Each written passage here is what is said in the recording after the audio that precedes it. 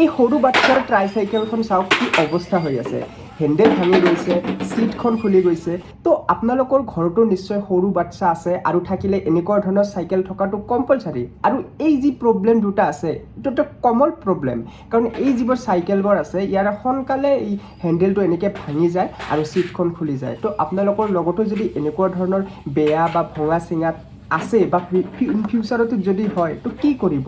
আপোনালোকে নিশ্চয় পেলাই দিব, কিন্তু পেলাই নিদিব, ইয়াক আপোনালোকে ইজিলি বহুত সহজ পদ্ধতিৰে নিজে ৰিপেয়াৰ কৰিব পাৰিব। তো কেনেকৈ ৰিপেয়াৰ কৰিব মই এই ভিডিঅ'টোত সম্পূৰ্ণ প্ৰচেছ ষ্টেপ বাই ষ্টেপ গোটেইখিনি দেখাই দিম, যাতে আপোনালোকেও নিজে এনেকুৱা ধৰণৰ চাইকেলবোৰ ঠিক কৰিব পাৰে। তো বলক আমি ভিডিঅ'টো এতিয়া আৰম্ভ কৰোঁ।